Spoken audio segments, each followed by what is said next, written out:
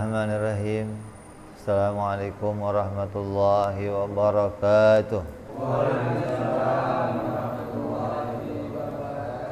Al-Fatihah ila ruhi sayyidina wa habibina wa syafi'ina wa maulana Muhammadin sallallahu alaihi wa ala alihi wa sahbihi ajma'in.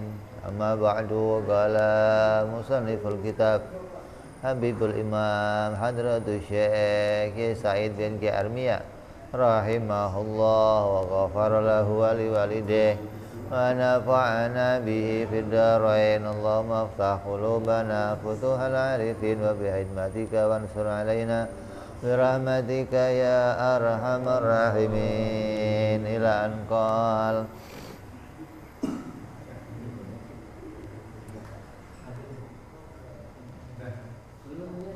sampai apa kita? Jais ya? Hah? Apa? Bismillahirrahmanirrahim. Nawaitu ta'alluma wa ta'lima wa tadhakkura wa tadhkira wa naf'a wal intifa'a wal ifadata wal istifadata wal hitha ala tamassuki bi kitabillahi wa sunnati rasulillah sallallahu alaihi wasallam wa du'a ilal huda wa dilalata alal khairi ibtigha'a mardatihi wa qurbihi wa thawabihi wa husnil khatimah ma'al lutfi wal afiyah wa salahil akibah.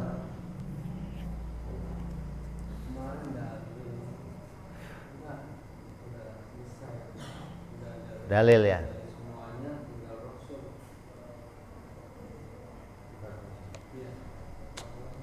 Buru-buru amat kayaknya.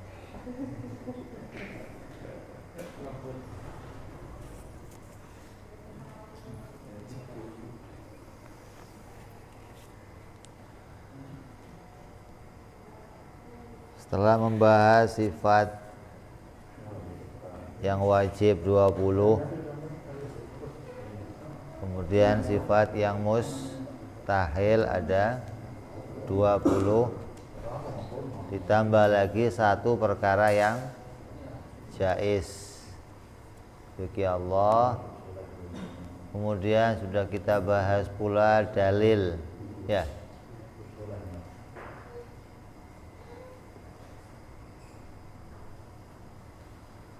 Sudah bahas dalil, terus sudah bahas jaiz.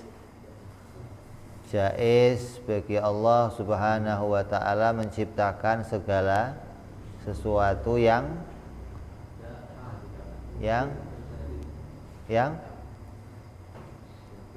mungkin terjadi. Allah tidak menciptakan yang wajib dan tidak menciptakan yang mustahil. Tuh, yang dibuka kanan, yang kiri ada padahal.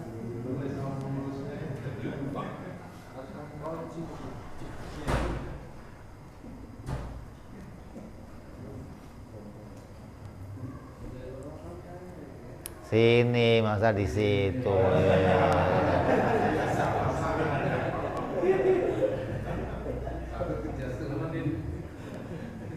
Sehat.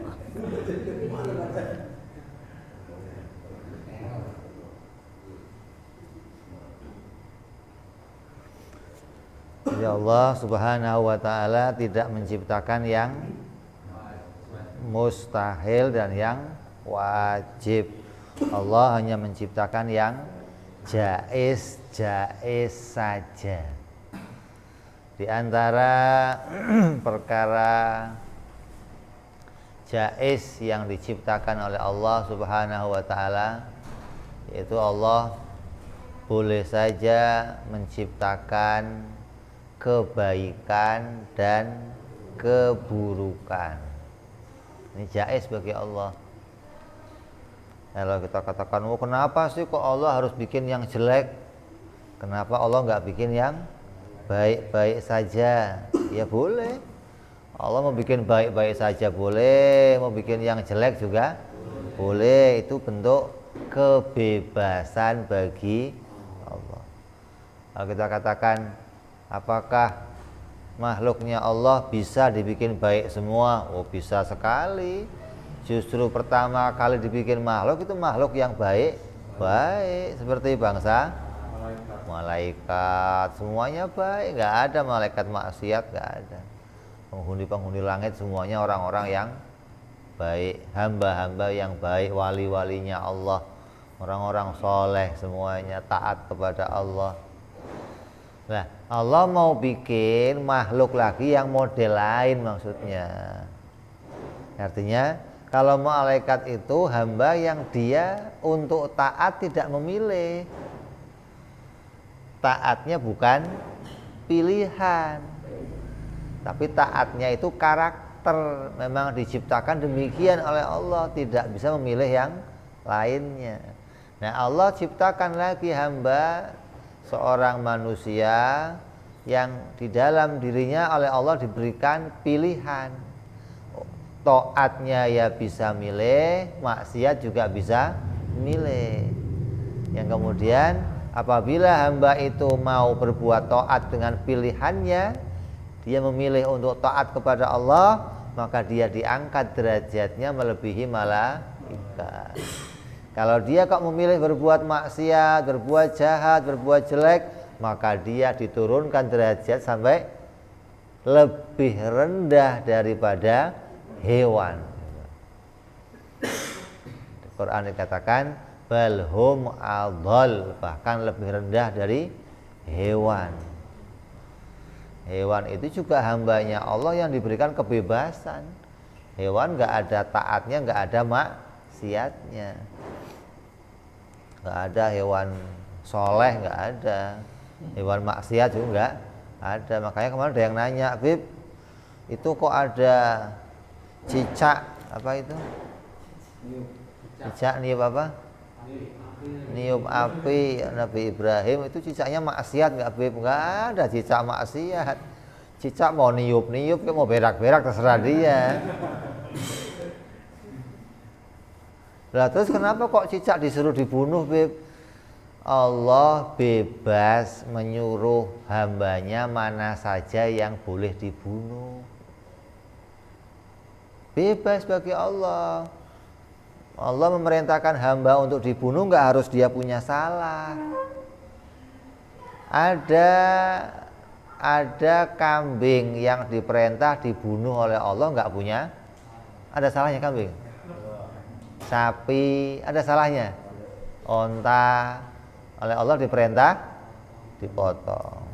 Ada yang dilarang dibunuh oleh Allah, apa? Babi dilarang dibunuh, anjing dilarang dibunuh. Kenapa dibunuh? Nggak ada alasan untuk dibunuh, begitu loh. Kalau dia dibunuh, kamu ngelakuin yang haram, dimakan lagi, udah bunuhnya haram, dimakan lagi haram lagi. Ada yang boleh dibunuh dan nggak dimakan, kayak apa? Ular yang ketika berbuat jahat, kalajengking, begitupun cicak, ini diperintah untuk dibunuh dan bunuhnya dapat pahala. Begitu, itu perintahnya Allah. Jadi Allah boleh saja menjadikan hambanya mana saja berbuat baik, Allah boleh saja menjadikan hamba yang mana saja berbuat kejelekan. Ini jaiz yang pertama yang harus kita imani. Jangan sampai kita punya keyakinan seperti orang-orang Mu'tazilah, orang-orang Wahabi yang mengatakan bahwa Allah hanya menjadikan yang baik-baik. Apalagi sampai mengatakan Allah itu menghendaki kita semua jadi orang baik. Ini omongan yang keliru. Allah itu pingin banget kita jadi orang baik. Yang begitu itu Nabi Muhammad, bukan Allah. Dikatakan harisun alaikum bil mu'minina raufur rahim. Nabi Muhammad itu orang yang punya keinginan yang kuat agar semua hambanya Allah jadi orang yang beriman, jadi orang yang baik. Itu Nabi Muhammad. Kalau Allah enggak begitu, karena kehendaknya Allah itu tahsis. Kehendaknya Allah, keinginannya Allah itu ketentuan. Kalau Allah ingin seorang jadi baik, pasti jadi baik. Jadi keliru kalau ada omongan Allah itu pingin semuanya jadi orang baik, tapi kok nyatanya enggak baik. Oh, ini justru omongannya begini mencacati ketuhanannya Allah Subhanahu wa ta'ala, merendahkan ketuhanannya Allah, seakan-akan ada kehendaknya Allah yang tidak tercapai. Allah ingin hambanya taat, tapi hambanya enggak mau, berarti kehendak Allah tidak terlaksana. Oh, itu merendahkan Allah yang begitu. Salah perkataan yang mengatakan Allah itu pingin kita jadi orang baik, semua itu salah. Walaupun yang ngomong gus-gus siapa saja nggak masalah, omongan yang salah. Yang benar bagaimana? Allah memerintahkan kita semua yang sudah balik untuk jadi orang baik. Nah begitu. Bukan menginginkan, bukan. Kalau Nabi menginginkan, kalau Allah memerintahkan, begitu dong. Karena apa yang Allah kehendaki itu akan terlaksana. Dan hamba yang akan berbuat baik itu yang dipilih Allah. Ada hamba yang dipilih Allah jadi orang baik, Allah berikan hidayah, Allah beri petunjuk, Allah berikan, maka dia jadi orang baik. Ada hamba yang Allah kehendaki tidak jadi orang baik, tapi tetap diberi hidayah. Apa rupanya? Dikasih nabi, dikasih Quran, dikasih kiai, dikasih perintah, maka dia menolak perintah atas pilihannya sendiri. Jadi kedua-duanya ini Allah yang menghendaki. Mana hamba yang dikehendaki jadi orang baik, mana yang jadi orang jelek. Dalam suatu kejadian itu mesti ada jagoan dan bajingan, begitu dong. Sparring. Satu kejadian harus ada yang benar dan yang nggak bisa dua-duanya benar, dua-duanya nggak bisa. Kalau berselisih, maksudnya kalau ada dua orang kok berselisih terus dua-duanya benar atau dua-duanya salah, ya susah. Kalau berselisih harus salah satunya benar, salah satunya salah, itu begitu. Kayak kejadian yang sekarang sedang terjadi, semua yang terjadi demikian keadaan kita. Allah yang menjadikan kejelekan pada hamba-hambanya. Seperti Nabi Allah Adam alaihi salam. Allah ciptakan ke dunia jadi orang muslim. Anak-anaknya semua muslim, sampai keturunannya hingga sampai ke Nabi Allah Idris alaihi salam, itu semuanya masih muslim. Tidak ada perintah untuk masuk agama Islam, enggak ada. Perintahnya hanya untuk taat kepada Allah, karena semuanya muslim. Sepeninggalnya Nabi Allah Idris, maka mulai habis umat Islam. Mulai satu persatu habis, satu persatu sampai dunia gelap. Tidak ada satupun yang beriman kecuali keturunan yang sampai ke Nabi Allah Nuh alaihi salam. Maka Nabi Nuh, nabi yang pertama berdakwah kepada orang kafir.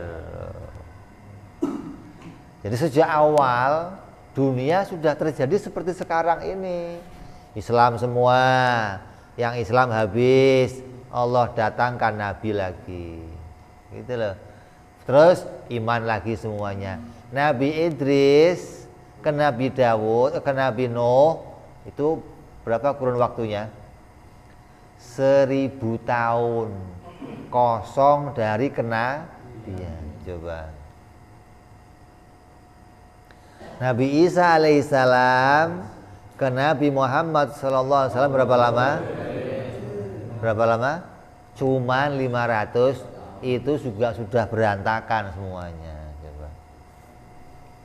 Ya Allah menjadikan apa? Yang kedua, Allah boleh saja mengutus seorang nabi ke dunia membawa kebaikan. Boleh saja. Yang pertama, Allah menjadikan yang baik-baik boleh, menjadikan yang buruk-buruk boleh. Kemudian Allah boleh saja mengutus seorang nabi untuk manusia. Maka nabi yang diutus pertama siapa? Nabi Adam alaihi salam.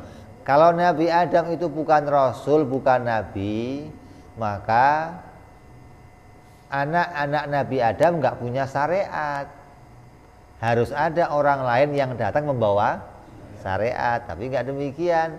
Nabi Adam punya syariat bahwa anaknya masa itu syariatnya orang itu tidak boleh kawin dengan saudara kandung. Ya, sampai sekarang juga kita ini nggak boleh kawin sama saudara kandung. Tapi zaman Nabi Adam yang dimaksud saudara kandung, saudara yang sekandungan yang keluarnya bareng, gitu loh.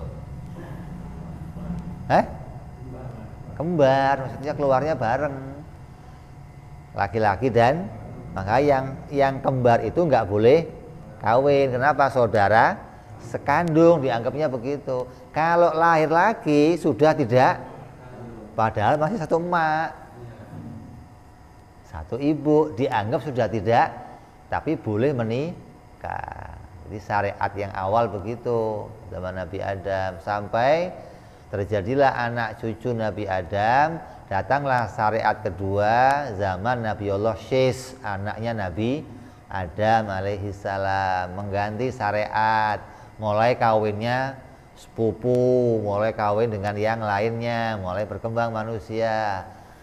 Terus sampai ke zaman Nabi Allah Idris, masih berjalan syariat yang diajarkan Nabi Allah Syis alaihi salam. Nabi Idris jadi nabi, kemudian mendapat wahyu lagi dari Allah, dan dia mendapatkan pula perintah untuk menyampaikan hukum. Maka jalanlah hukum yang disampaikan Nabi Allah Idris alaihi salam sampai kepada Nabi Allah Nuh. Sudah habis. Nabi Nuh berarti nabi yang pertama, rasul yang pertama, berdakwah kepada kaumnya, mengajak orang masuk Islam. Sebelumnya nggak ada orang suruh masuk Islam. Zaman Nabi Nuh, manusia muncul sebagai manusia baru, muslim lagi semuanya.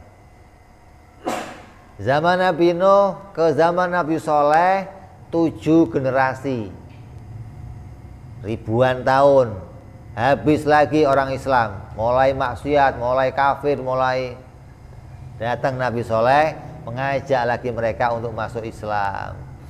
Datang lagi Nabi Allah Hud, datang lagi Nabi Ibrahim, terus mulai banyak kekafiran muncul.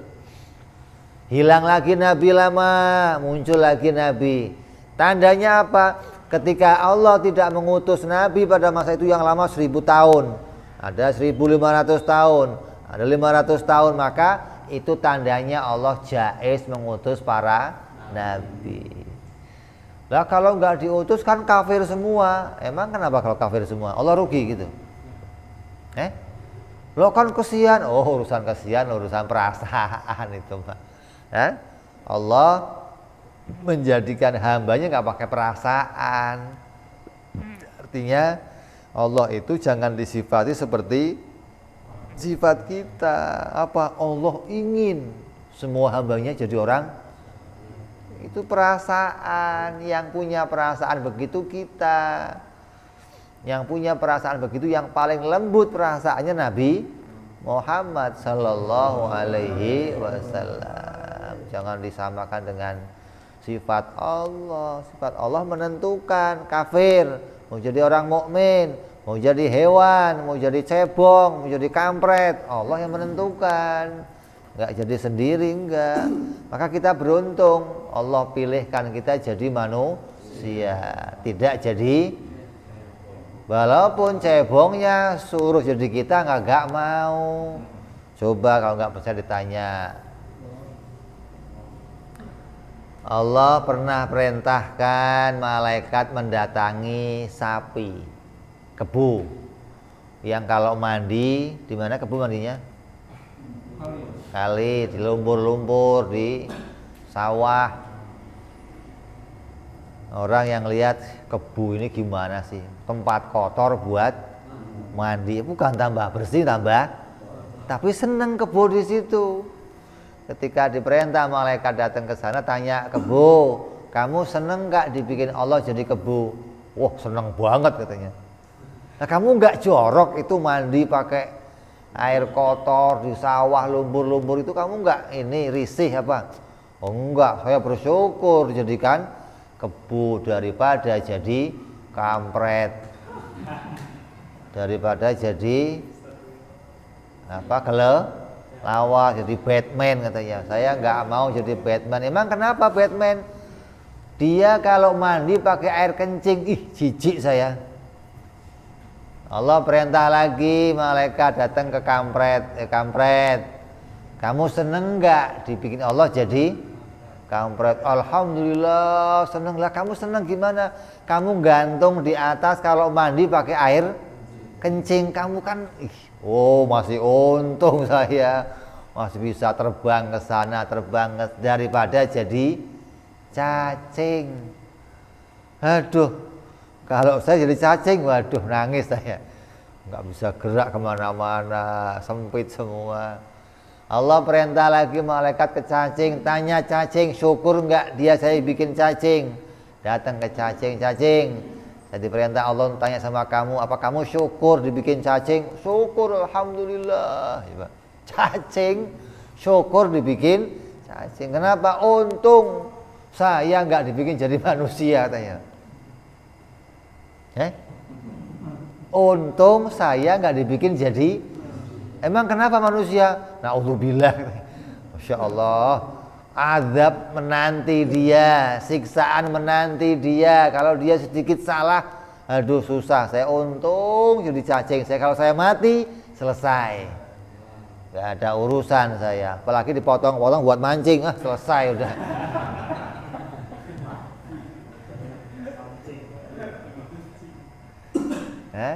Berarti cacing itu hambanya Allah yang zikrillah. Kalau kau potong-potong menghentikan zikirnya cacing.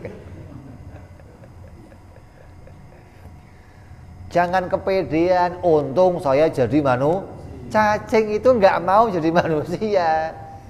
Kok kamu kok kepedean untung jadi manusia? Mestinya untung jadi cacing gitu. Apa untung jadi manusia? Kalau sampai jadi orang yang beriman kepada Allah, Allah jadikan kemuliaan, Allah jadikan kesentosaan, keabadian dalam kebahagiaan kalau berhasil menjaga iman sampai kematiannya. Nah, ini punya status yang sama orang kafir ya, diberi hidayah, diberi Rasul. Bukan terus orang kafir nggak dikasih Rasul orang kafir itu dikasih kitab suci, dikasih penjelasan, maka mereka dalam kekafirannya mereka memilih meninggalkan hidayahnya Allah Subhanahu wa ta'ala. Nah, orang yang dipilih oleh Allah untuk mendapat kebaikan, menerima hidayah, mau taat, maka dia mendapatkan anugerah dari Allah Subhanahu wa ta'ala. Makanya ada seorang sufi pernah mau masuk rumahnya, dia ketok-ketok rumahnya. Kebetulan ahli rumahnya sudah tidur. Ketika ketok-ketok begitu nggak dibukain, maka terdiam dia memikirkan keadaan dirinya di depan pintu. Itu dari tengah malam sampai subuh di depan pintu tafakur dia. Begitu pagi-pagi yang punya rumah bukain, ente kenapa di sini nggak ketok-ketok? Iya, saya ngetok-ngetok sekali nggak dibukain, terus saya termenung sampai sekarang baru saya tersadar. Apa yang kamu renungkan? Yang saya renungkan, saya ini pernah berbuat apa dulu? kok Allah pilih saya jadi orang yang jadi orang Islam, beriman, mau taat kepada Allah, mau ibadah kepada Allah. Saya ini sebenarnya punya amal apa dulu? Ya nggak punya amal apa-apa. Terus kok saya jadi orang baik? Maka itu anugerah pilihannya Allah sendiri kepada kita. Nggak ada intervensi, nggak ada karena kamu pernah minta sama Allah, pernah usul sama Allah, nggak ada. Allah sendiri yang memilih mana hamba yang akan diberi hidayah, mana hamba yang tidak diberi hidayah oleh Allah Subhanahu wa taala. Jadi kita anugerah ini harus kita terima, ini adalah pemberian dari Allah. Walaupun dalam keadaan yang susah seperti sekarang ini, di mana orang Islam mulai susah menyatakan keislamannya. Ini mulai ini zaman satu persatu lampu-lampu dunia mulai padam. Ini mulai nampak di hadapan kita satu persatu. Padam. Kalau semua padam, gelap dunia ini. Nggak ada lagi cahaya, nggak ada lagi petunjuk ilmu, nggak ada lagi pengetahuan hingga manusia. Sebagaimana dikatakan oleh Rasulullah SAW kepada Sayyidina Ali, bahwa akan datang nanti di mana Islam tinggal namanya saja. Al-Quran tinggal bacaannya saja. Sudah nggak ada yang berjalan, aturan agama sudah nggak ada. Tinggal KTP-nya doang agama Islam. Ajaran Islamnya mana? Hilang, sudah nggak ada. Ini akan datang masa itu, di mana seseorang di dalam keadaan yang dikejar-kejar hanya dunia. Dan ini sudah terjadi. Dari generasi ke generasi Allah jadikan kepada kita itu konsekuen. Kalau kamu bersyukur atas nikmatku, apa kata Allah? Maka akan aku tambah. Kalau kamu kufur, maka azabku amat pedih. Dan ini terjadi dari Khulafaur Rasyidin. Ini selesai zaman kenabian ini. Allah utus Nabi sampai ada masa panjang nggak ada Nabi sampai terakhir Nabi Muhammad Sallallahu Alaihi Wasallam. Ini perkara yang jais diutus oleh Allah. Kemudian berganti ke zamannya sahabat. Zaman Khulafaur Rasyidin masih jadi orang-orang yang terbaik. Kurun terbaik zaman sahabat adalah Khulafaur Rasyidin. Berganti kepada Bani Umayyah. Pertama, baik. Raja terbaik siapa? Muawiyah. Raja terbaik pertama. Masih serius dia. Ganti anaknya, mulai rusak. Ganti anaknya, mulai rusak. Terus ganti sampai pojok, rusak. Ketika puncaknya kerusakan, diganti dengan Bani Abbasiyah yang lainnya. Ini konsekuensi. Kenapa? Ketika Islam tambah besar, maka penguasanya tambah senang-senang, lupa sama Allah, bergelimang harta, yang diurusin dunia, kemewahan. Konsekuensinya apa? Kebodohan tersebar, cahaya mulai gelap. Ini konsekuensinya. Kemudian sampai generasi itu hancur, Allah ganti pakai generasi yang lainnya. Datanglah Bani Abbasiyah menguasai lagi, mulai baik lagi. Ganti berikutnya mulai jelek lagi. Terus begitu, ganti lagi Khulafa sampai Turki Utsmani. Turki demikian baik. Ganti lagi mulai jelek sampai hancur lagi. Ini konsekuensi yang harus kita lihat apabila kita meninggalkan perintahnya Allah, menjauh rahmatnya Allah, tidak ngurus kepada kepentingannya Allah, maka konsekuensinya akan kita terima. Kenapa? Kita hamba yang diberikan oleh Allah memilih. Apa yang kamu pilih ada konsekuensinya, nggak ada yang hilang sia-sia, nggak ada. Makanya di antara pesannya orang-orang alim kepada kita apa, di antara kitab-kitab orang alim apa? Semua dosa yang kita lakukan itu tercatat, ya. Semua dosa yang kita lakukan semuanya tercatat. Dan apabila kita itu istighfar kepada Allah, minta maaf kepada Allah, maka dosa itu tapi catatannya nggak dihapus. Coba. Untuk apa catatan itu? Untuk ditanyakan, ente kenapa maksiat begini? Mau jawab apa kita nanti? Diampuni mah sudah, cuma ditanya doang, ente kok maksiat kenapa dulu? Ma gharraka birabbikal karim. Apa yang membuat kamu kok sampai maksiat kepada Allah? Ini yang kita akan tertunduk malu nantinya. Hanya gara-gara masalah kecil kita maksiat kepada Allah, nggak tahan nafsu maksiat kepada Allah, nggak tahan lapar maling, nggak tahan ini korupsi, nggak tahan, kita akan malu di hadapan Allah. Padahal diampuni oleh Allah Subhanahu wa taala nanti. Hingga konsekuensi itu yang harus kita bangun. Allah boleh menjadikan hambanya taat semua. Sebagaimana dalam Al-Qur'an Allah katakan apa? Kalau aku mau, maka aku bisa jadikan sedunia ini semuanya mendapatkan hidayah, semua beriman kepada Allah. Tapi tidak demikian.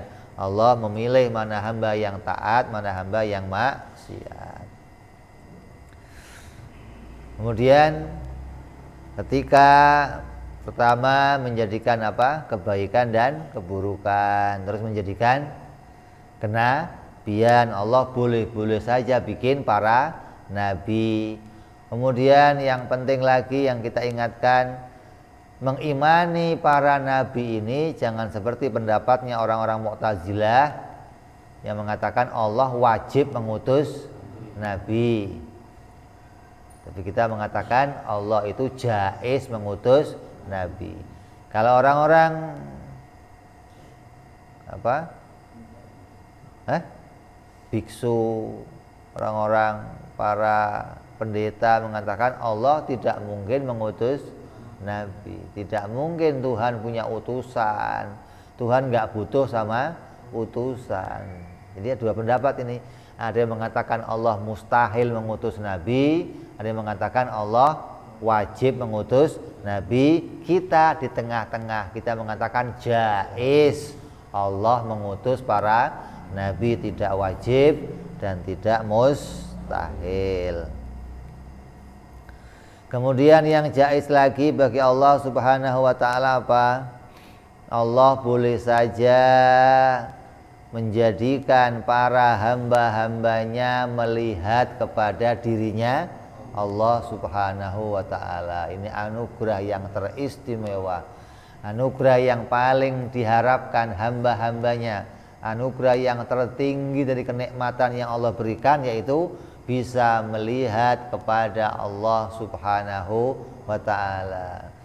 Maka apabila seorang mukmin mendapat anugerah ini dari Allah, maka dia akan mendapatkan puncaknya kenikmatan. Ini pendapat Ahlus Sunnah wal Jamaah. Pendapat yang lain mengatakan tidak mungkin Allah dilihat oleh para hambanya. Ya nggak ada masalah.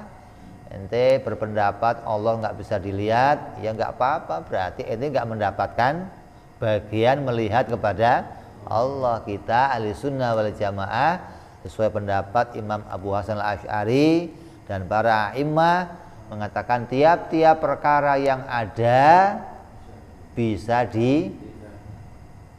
simpel kan? Artinya kita pakai pola pikir yang simpel. Setiap yang ada bisa dilihat. Lah gimana caranya lihat Allah? Oh, caranya lihat Allah nggak pakai cara. Kenapa? Karena nanti kita melihat Allah bukan pilihan kita melihat Allah, tapi Allah yang menunjukkan dirinya kepada kita. Hingga kita nggak memilih caranya bagaimana. Tapi Allah yang menampakkan dirinya kepada kita hingga kita bisa melihat kepada Allah. Kita nggak bisa berusaha mencari di mana Allah, kemana mau melihat Allah, ya nggak bisa. Kenapa? Allah tidak berada pada satu tempat. Allah tidak sebagaimana makhluk yang menempati tempat tertentu yang bisa kita tuju ke sana, bisa kita cari ke sana, nggak bisa. Allah bukan demikian. Tapi Allah zat yang wujud, yang wujudnya tidak butuh kepada tempat, tidak butuh kepada kaitan, maka Allah yang nanti akan menampakkan dirinya kepada kita dan kita bisa melihat kepada Allah Subhanahu wa taala dengan keadaan melihat yang tidak seperti melihatnya makhluk dengan makhluk. Kalau melihatnya makhluk dengan makhluk hadap-hadapan, ada pelototan, gitu. Ada jaraknya. Maka nanti melihatnya makhluk kepada Allah tidak demikian. Terus bagaimana? Lihat aja nanti. Insya Allah. Ini yang kita harapkan, sampai-sampai banyak penduduk surga yang minta kepada Allah agar kenikmatan surga digantikan dengan bisa melihat kepada Allah Subhanahu wa ta'ala. Ini perkara di antara perkara-perkara jaiz yang harus kita imani, yang ada, yang terjadi pada kita, yang seringkali seseorang salah memahami. Maka sebagaimana pula hukum adat yang terjadi pada kita, perubahan hukum adat yang terjadi pada kita, maka itu semua bagian dari perkara yang jaiz diciptakan oleh Allah Subhanahu wa ta'ala. Jangan sampai kita menjadi orang yang terpaku atau terpatok pada hukum adat. Kita diperintah oleh Allah ikhtiar. Silahkan kamu usaha sekuat kamu, silahkan kamu usaha semampu kamu, tapi nggak usah ngoyo. Kenapa nggak usah ngoyo? Toh yang akan kamu peroleh adalah rezeki yang aku tentukan. Allah yang menentukan berapa rezeki yang akan kita terima, berapa rezeki yang akan kita rasakan, sampai kapan usia kita, sampai kapan umur kita, itu Allah yang menentukan. Rezeki digambarkan oleh ulama seperti apa? Balon. Tahu balon? Kenapa balon? Kalau diteken loncat ke sono, yang melar sebelah sono, yang sini ditekan sini, naik. Isi udaranya segitu aja, nggak nambah, nggak, gitu loh. Kamu tekan ke sini ya cuman pindah ke sono, tekan di sini pindah ke sana, tapi isinya sama, begitu loh. Rezeki itu demikian. Artinya rezeki kita dibagi oleh Allah Subhanahu wa ta'ala. Hari ini kok kosong, berarti akan pindah hari yang lain. Jangan pernah saya mah rezekinya seret, saya mah hari ini nggak dapat jatah rezeki, saya mah terus sampai ngomel-ngomel, nggak senang sama takdirnya. Ini nggak ngerti pada perkara jaiz bagi Allah Subhanahu wa ta'ala. Di antara hikmahnya seorang tahu perkara jaiz, maka dia akan jauh dari yang namanya stres, akan jauh dari yang namanya galau, akan jauh dari yang namanya pusing, akan jauh dari yang namanya putus asa, akan jauh dari diri seseorang. Kenapa? Karena dia tahu bahwa apa yang dia peroleh semuanya adalah atas ketentuannya Allah Subhanahu wa ta'ala. Apapun yang kamu pilih, apapun yang kamu usahakan, maka hasil atau tidaknya itu adalah ada dalam ketentuannya Allah Subhanahu wa ta'ala. Kalau kita menganggap bahwa apa yang kita usahakan adalah hasilnya ya dari kita sendiri, kan Allah ngomong di Quran apa? Ayat yang sering dipakai untuk apa? Menisbatkan manusia harus usaha. Apa itu ayatnya? Allah tidak akan merubah.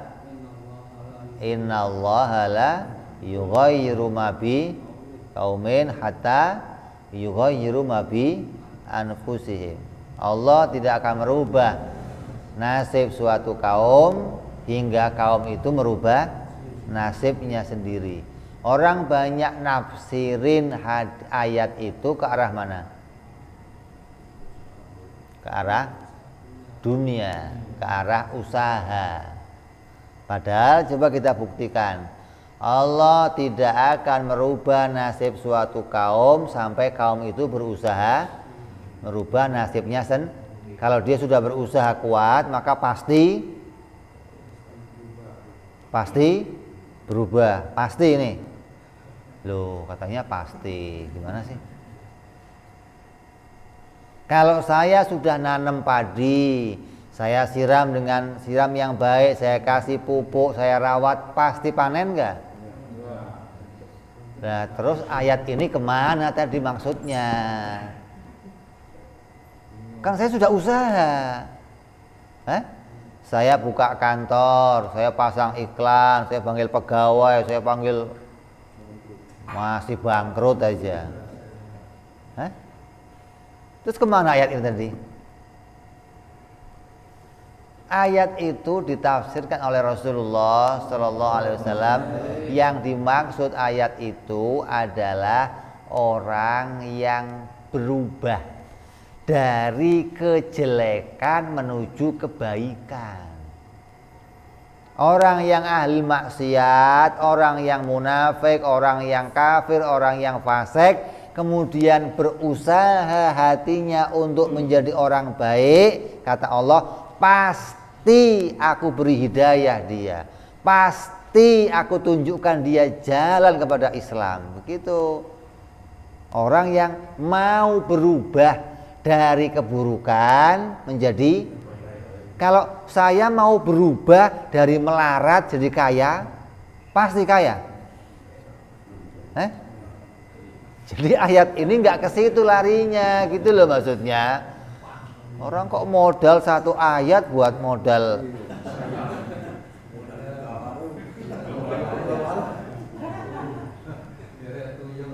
Lah ya. Yang mastiin mana yang mastiin? Ada orang melarat, berusaha pasti. Lo kira itu yang melarat nggak ada usaha? Itu usaha semua tiap hari, ada yang ngojek, becak, ke pasar, itu usaha tiap hari, tapi yang melarat. Jadi yang dimaksud ayat itu, siapa orang yang ingin berubah, maka Allah pasti akan merubahnya. Kalau dia nggak ingin berubah, ya tidak akan. Artinya kalau ada orang kok ahli maksiat, kemudian di hatinya nggak pingin punya taubat, nggak pingin menuju kepada petunjuk Allah, ya nggak bakal dikasih hidayah. Begitu loh. Tapi kalau ada orang kok di hatinya punya keinginan untuk baik, maka Allah jadikan orang itu baik. Contoh. Satu ulama namanya Malik bin Dinar. Malik bin Dinar ini polisi. Kamu tahu polisi? Yang nembak-nembak orang itu polisi. Tapi jahat polisinya. Ini Malik bin Dinar jahat polisinya. Sukanya minum arak, berzina, foya-foya, dapat duit, pesta. Suatu hari Malik lagi jaga di pasar, nungguin mel. Barangkali ada yang mel-mel keluar pasar, dapat jatah. Tiba-tiba dia lihat ada orang membeli sesuatu, dipalakin sama preman, direbut barang belanjaannya, direbut, diambil. Kata yang fakir itu, udah fakir lemah lagi, fulan, ingat, ada azab Allah, saya nggak mau balas kamu, saya nggak punya kekuatan. Tapi ingat, saya sekarang sedang menjalankan perintahnya Nabi Muhammad SAW. Apa perintahnya? Kalau kamu ke pasar, belikan mainan untuk anak kamu yang akan membuat hatinya gembira. Maka kegembiraan anak kamu mendatangkan pahala untuk diri kamu. Saya beli ini sedang praktek hadisnya Rasulullah, kamu ambil, kamu tanggung jawab nanti di hadapan Rasulullah sallallahu alaihi wasallam. Malik itu lihat percakapan itu gitu loh. Maka datang dia polisi, main kepret aja premannya cepret begitu. Diambil barangnya, dipulangin ke orang yang fakir tadi. Si fakir, terima kasih Pak, terima kasih sudah nolongin saya. Pesan saya cuma satu, apa? Kalau nanti kamu ditanya malaikat tentang kejadian ini, katakan Malik minta diampuni sama Allah. Udah nggak ada yang banyak itu aja. Coba. Di hatinya Malik itu pingin taubat. Di hatinya Malik dia punya penyesalan, dia pingin kepada jalan yang baik gitu loh. Lah, orang yang demikian pasti aku beri jalan kata Allah. Maka sejak kejadian itu diberi petunjuk kepada Allah, kemudian dia taubat dan dia jadi wali yang besar, walinya Allah Subhanahu wa taala. Coba polisi, tukang jahat lagi.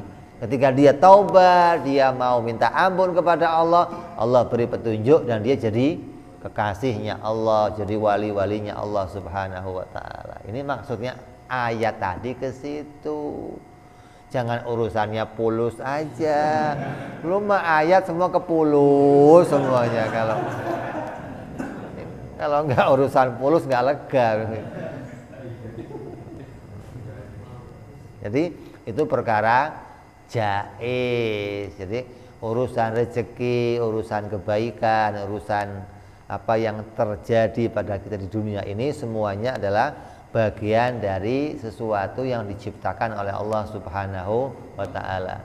Dalam hadis qudsi Allah berfirman, "Ya bena Adam, wahai anak Adam, kamu jangan pernah khawatir urusan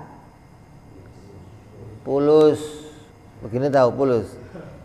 Jangan khawatir urusan selama kerajaanku masih berdiri.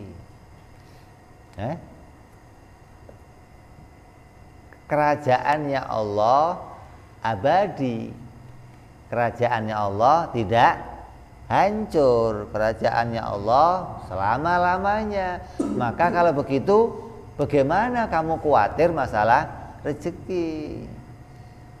Kerajaan yang lain boleh hancur, kekuasaan yang lain boleh hancur, jaminan yang lain boleh hancur, tapi kamu nggak usah khawatir dengan jaminanku, kata Allah Subhanahu wa taala. Jadi kalau ada orang kok masih khawatir di dunia, bingung di dunia, khawatir ini, khawatir itu, maka dia nggak ngerti perkara nggak ngerti urusan jatah dari Allah, nggak ngerti kebaikan dari Allah. Maka rugi-ruginya orang yang nggak ngaji ini.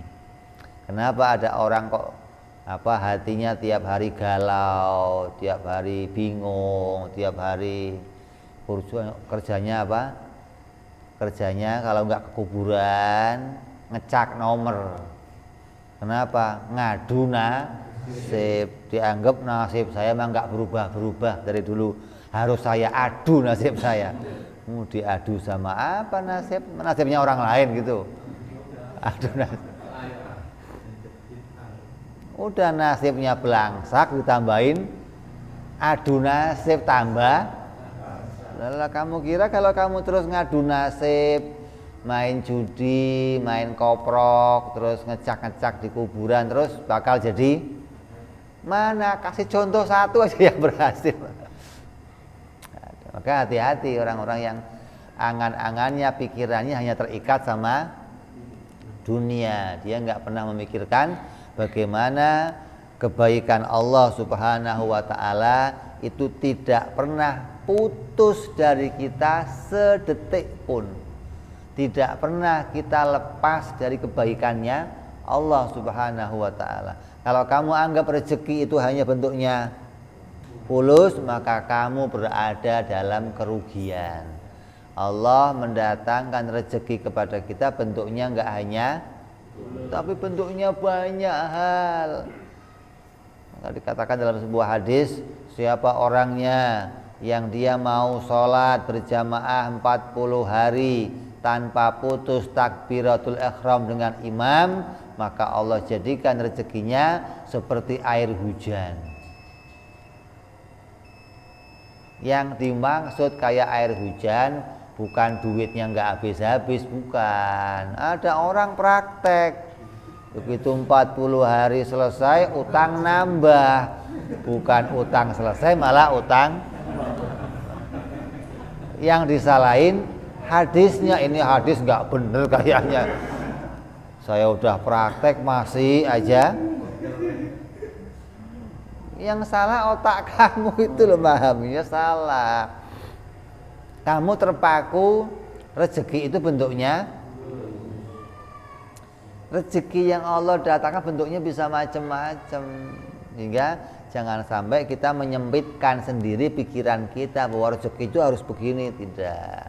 Ya, jadi harus kita luaskan pikiran kita bahwa Allah Subhanahu wa Ta'ala itu boleh-boleh saja menjadikan segala sesuatu yang mungkin terjadi, yang jaiz, apalagi perkara-perkara tersebut perkara yang sudah diberitakan oleh Allah Subhanahu wa Ta'ala. Allah telah memberitakan di Quran bagaimana seseorang yang mau taat kepada Allah, Allah berikan jaminan kebahagiaan.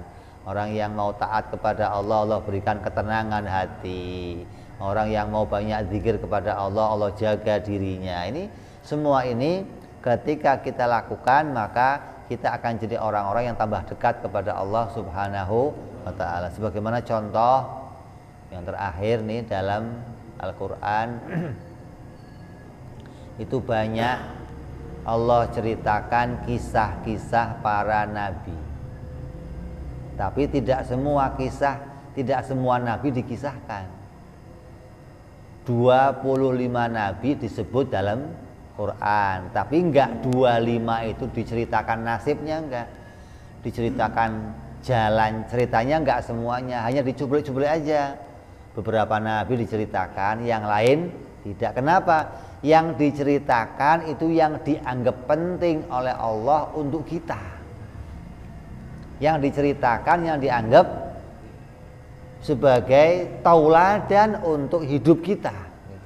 Seperti kisah Nabi Allah Yusuf alaihissalam, bagaimana dia dengan saudaranya, dia terima apa yang jadi takdirnya Allah, sampai di penjara, sampai keluar penjara dan jadi orang-orang yang dimuliakan oleh Allah. Ini satu kisah. Sampai kepada kisahnya Nabi Allah Ibrahim, kisah Nabi Allah Musa, kisah Nabi Allah Sulaiman. Ada beberapa nabi yang diceritakan dalam Al-Quran yang kisah itu penuh hikmah untuk kita.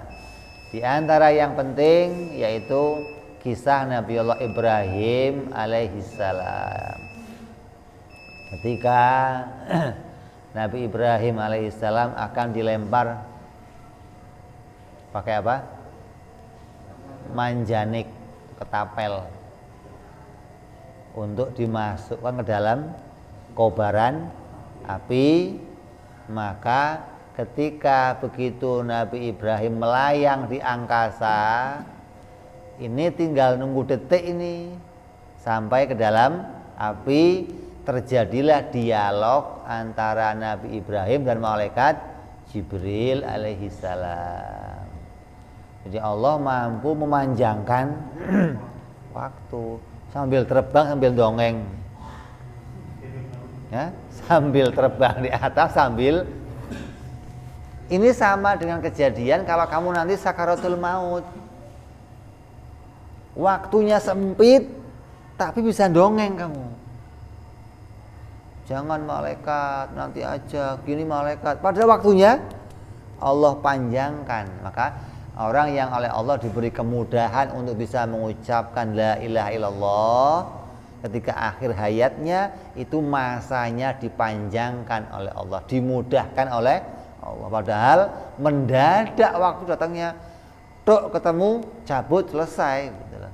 Tapi orang-orang yang Allah pilih diberikan kemudahan, kepanjangan waktu.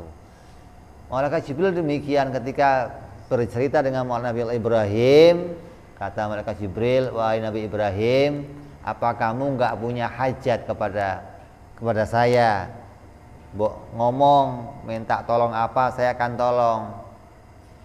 Kata malaikat Nabi Allah Ibrahim, kalau minta tolong sama kamu, saya enggak punya hajat. Kenapa enggak punya hajat? Lah kamu goblok banget sih. Lah sudah tahu saya begini kok minta tolongnya apa? Atur aja, penting saya selamat. Gimana pakai nanya mau minta tolongnya apa? Kayak orang kena palu, bang. Tanya gimana Pak? Sini. Pakai nanya. Kalau ada orang ke Palu terus tanya mau minta tolong apa, nggak usah nanya, lo kan sudah lihat ke Palu, ambil apa kek. Nah itu cerdas namanya, begitu loh. Jangan pakai nanya segala. Ada orang sarungnya sobek, tanya butuh apa Pak? Kok butuh apa? Ini sarung sobek kok butuhnya apa? Mestinya nggak usah nanya lagi. Tanya Ibrahim butuh apa? Nggak butuh, saya nggak butuh. Pakai nanya lagi butuh apa? Udah tahu orang keadaannya begini, ditanya butuhnya apa. Artinya sama kamu saya nggak butuh. Lah kamu butuhnya sama siapa? Kalau sama Allah butuh, ya sudah minta sama Allah. Maka ketika Nabi Ibrahim berdoa, apa yang diucapkan? Yang masyhur dalam Al-Quran, hasbunallah wa ni'mal wakil. Artinya apa? Ketika hukum adat putus dari kita, usaha putus dari kita, sudah nggak punya kesempatan apa-apa kita, yang bisa kita ucapkan hasbunallah wa ni'mal wakil. Jangan ganti yang lainnya. Seperti kita sekarang ini sudah nggak punya lagi kita penolong yang lain, sudah semua diambil kekuasaan, diambil senjata, diambil semua.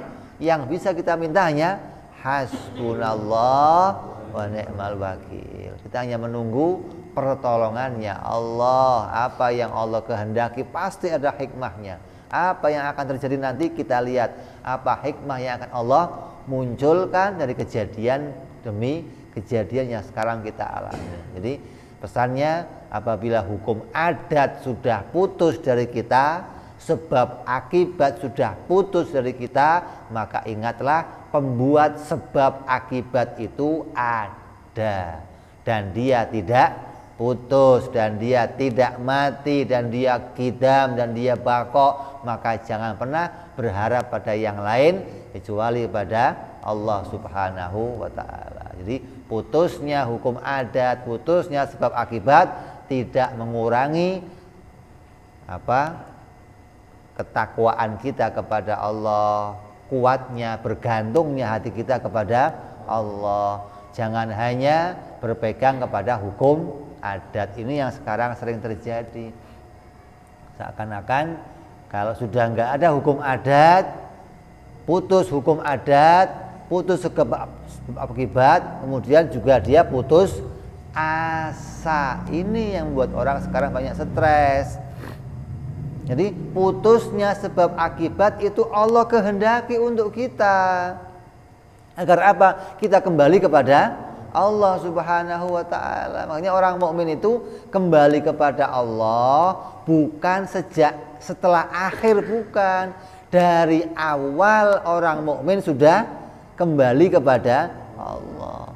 Kamu mau naik pesawat, ingatnya Allah bukan waktu gempa di atas pesawat sudah mau ambruk, ya Allah, kecak sekalian begitu. Orang Islam ingat kepada Allah sejak mau naik sudah ingat, begitu loh. Bukan ketika sudah gempa baru ingat, bukan. Dari awal hatinya ketika menggunakan sebab akibat hukum adat sudah terkait. Ini kalau terjadi Allah yang menjadikan, kalau enggak Allah pula yang menjadikan. Sejak awal hati kita sudah bergantung kepada Allah Subhanahu wa ta'ala, tidak bergantung kepada sebab. Hingga putusnya sebab akibat, tetap hati kita bisa bergantung kepada Allah Subhanahu wa ta'ala. Disinilah jauhnya orang yang paham jaiz ini dari stres, dari galau, dari pikiran pusing. Kalau kamu kok lihat kawan kamu ada koyoknya 2 di sini, asal datang lihat orang, gua mau curhat dong, lu pergi aja, gampang dah, antar aja lah. Kalau koyok sudah hilang, kamu datang pasti ngeluh. Isinya orang sekarang ini ngeluh, padahal ngeluh itu nggak boleh. Kamu nggak boleh ngeluh. Bagaimana kamu mau mengeluh? Kamu sendiri yang milih untuk berada di dunia. Saya nggak milih, Bib. Kamu lupa dulu waktu milih. Dianggap kita nggak milih. Kamu sendiri yang milih untuk kedu. Makanya cacing tadi nggak mau. Kenapa? Saya alhamdulillah nggak milih jadi manusia. Kamu yang milih sendiri jadi manusia. Artinya ketika manusia disumpah alastu birabikum qalu bala syahidna. Kita yang milih manusia. Apakah saya bukan Tuhanmu? Jawabnya apa? Apakah saya ini bukan Tuhanmu? Bukan ya Allah, Engkau adalah Tuhanku. Maka manusia yang milih sendiri kalau dirinya itu siap untuk turun ke dunia dan menjalankan syariat agama Islam. Kita yang milih sendiri. Waktu disumpah untuk turun kita sudah siap. Jadi jangan terus nyalakan, kenapa nih saya begini, kenapa saya. Ini makanya ngaji ini Pak, di antara faedahnya hati kita akan tertambah terkait kepada Allah Subhanahu wa Ta'ala, agar diri kita nggak gampang jadi orang yang gundah gulana, stres, apalagi sampai gila, sampai menjauh dari rahmatnya Allah Subhanahu wa Ta'ala. Mudah-mudahan kita semua dipilih oleh Allah menjadi orang-orang yang bisa mati dalam keadaan husnul khatimah, dijaga iman kita oleh Allah, dijaga akidah kita oleh Allah. Allah lindungi kita dalam segala keadaan, khususnya di masa-masa akhir zaman sekarang ini, di masa orang-orang Islam, orang-orang mukmin, orang-orang alim mulai redup, mulai dimatikan oleh Allah satu persatu. Kita berharap kepada Allah Subhanahu wa Ta'ala, Allah jaga iman kita, Allah jaga akidah kita, Allah jaga keluarga kita, Allah jadikan kita semua tetap berada pada agama Islam, iman sampai datangnya hari kematian kita, sampai datangnya ajal kita. Allah mudahkan kita mengucapkan kalimat la ilaha illallah, dan kita bisa selamat di dunia sampai di akhirat, berjumpa dengan Allah Subhanahu wa Ta'ala dalam keridhaannya Allah, berjumpa dengan Rasulullah sallallahu alaihi wasallam dalam keridhaannya Rasulullah sallallahu alaihi wasallam. Amin ya rabbal alamin, bijahi Nabi Muhammad sallallahu alaihi wasallam. Lahumul Fatihah. A'udzu billahi minasyaitonir rajim. Bismillahirrahmanirrahim. Alhamdulillahirabbil alamin, arrahmanir rahim, maliki yaumiddin. Iyyaka na'budu wa iyyaka nasta'in, ihdinas siratal mustaqim. Siratal ladzina an'amta 'alaihim ghairil maghdubi 'alaihim waladdallin. Amin. Ya Rabbana tarafna wa anana asrafna 'ala ladha ashrafna wa tub 'alaina tauba تغسل كل هوبة واستر لنا أورادي روادي واغفر لوالدينا ربي ومولودينا والآل والإخوان وسائر الهلان وكل ذي أو جيرة أو صحبة والمسلمين أجمع. أمين ربي اسمع فضلا لا باكتساب منا بالمصطفى رسولي نضى بكل سولي صلى ربي عليه أنت الحبي وآله وصحبه دجا ضعصي صحبي walhamdulillahi fil bad'i wa tanahi subhana rabbika rabbil izzati amma yasifun salamun alal mursalin walhamdulillahi rabbil alamin. Assalamualaikum warahmatullahi wabarakatuh.